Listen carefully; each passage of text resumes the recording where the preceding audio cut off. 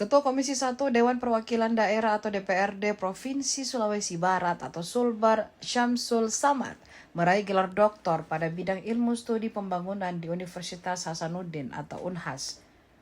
Syamsul Samad lulus dengan predikat sangat memuaskan. Ia berhasil mempertahankan disertasinya berjudul Kapasitas Kebijakan dalam Pengentasan Kemiskinan di Sulawesi Barat di hadapan promotor, kopromotor, dan tim penguji.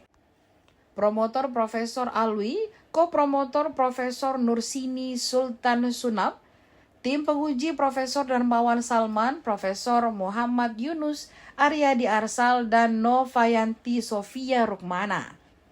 Puluhan karangan bunga ucapan selamat promosi Dr. Syamsul Samad berjejeran di halaman Sekolah Pasca Sarjana Unhas. Karangan bunga dikirim oleh pejabat Sulbar dan kolega Syamsul Samad. Di depan pintu masuk ada karangan bunga dari Gubernur Sulawesi Barat, Suhardi Duka, Wakil Gubernur Sulbar Maijen TNI Purnawirawan Salim Menga, dan Sekda Provinsi Sulbar Juanda Maulana. Ada juga karangan bunga dari Kepala Organisasi Perangkat Daerah atau OPD Provinsi Sulbar. Dari Kepala Dinas Tanaman Pangan Hortikultura dan Peternakan Sulbar Hamdani Hamidi, Kepala Dinas Komunikasi Informatika Statistik Persandian Sulbar Muhammad Ridwan Jafar, Inspektur Provinsi Sulbar HM Nasir. Ada pula dari Kepala Badan Kepegawaian Daerah Sulbar Herdin Ismail, Kepala Dinas Ketenagakerjaan Sulbar Andi Farid Amri, Kadinkes Dalduk Sulbar Nur Syamsi Rahim.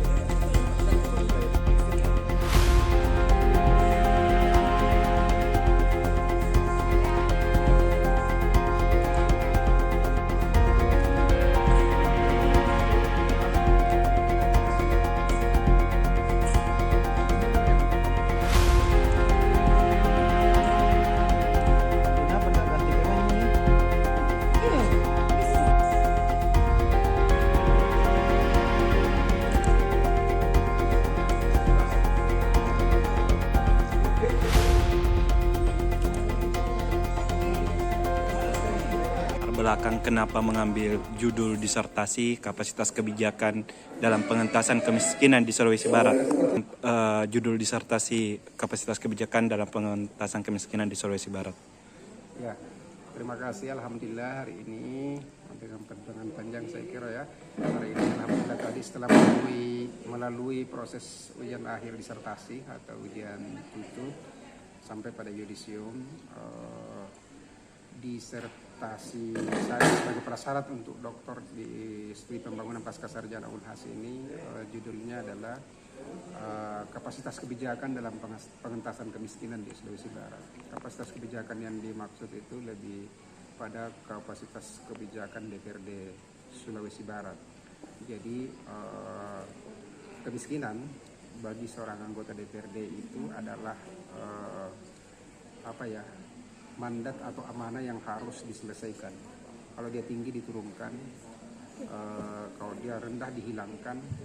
Intinya di mandat kami sebagai anggota DPRD ini, kemiskinan itu adalah hal mutlak untuk diperjuangkan bagi warga ini agar tidak lagi miskin, tidak ada kemiskinan ekstrim dan lain-lain. Nah, sebagai politisi yang sehari-harinya sebagai anggota DPRD, saya melihat itu sebagai sebuah hal yang penting untuk saya riset, untuk saya kemudian lakukan penelitian. Nah, saya melakukan penelitian itu seiring sejalan dengan prasyarat untuk menyelesaikan program dokter di Unhas ini.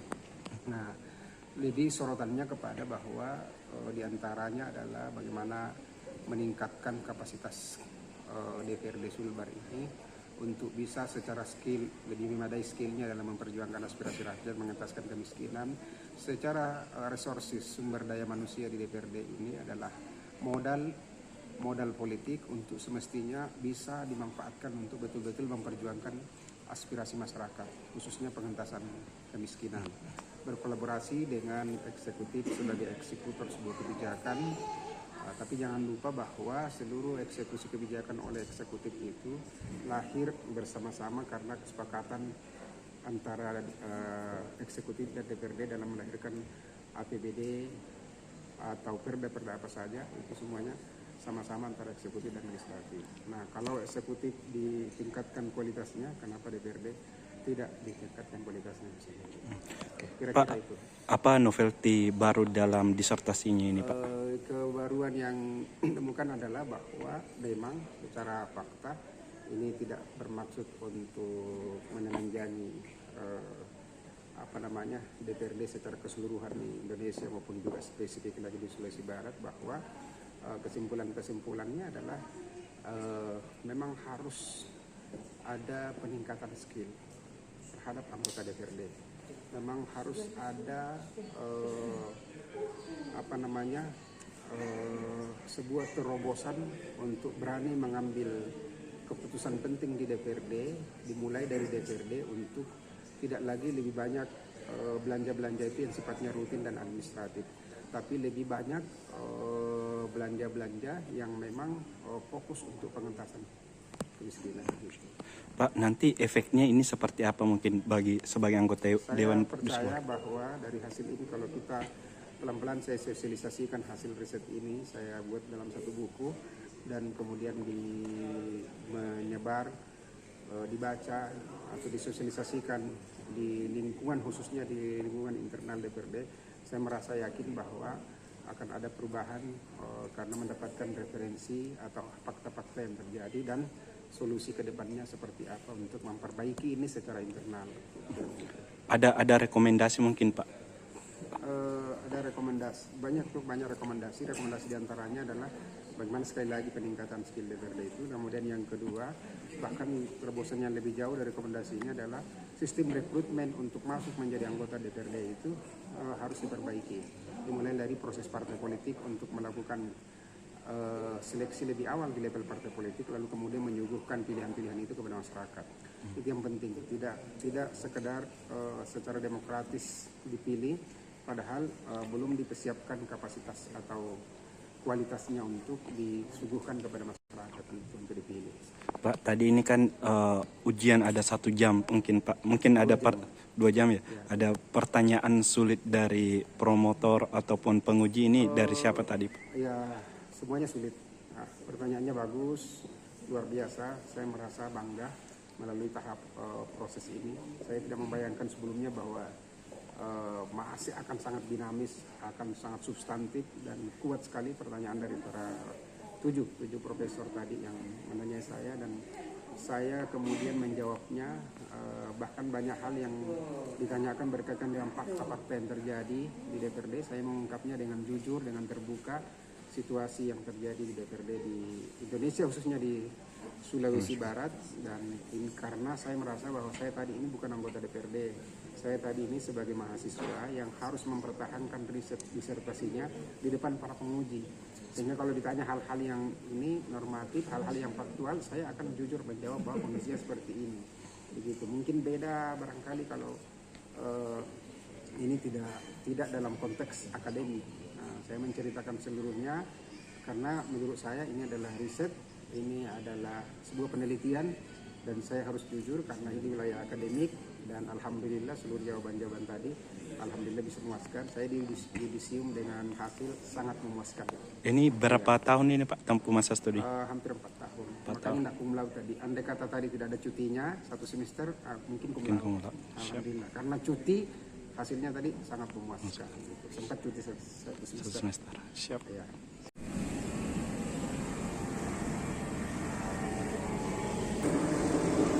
Download Tribun X sekarang, menghadirkan lokal menjadi Indonesia.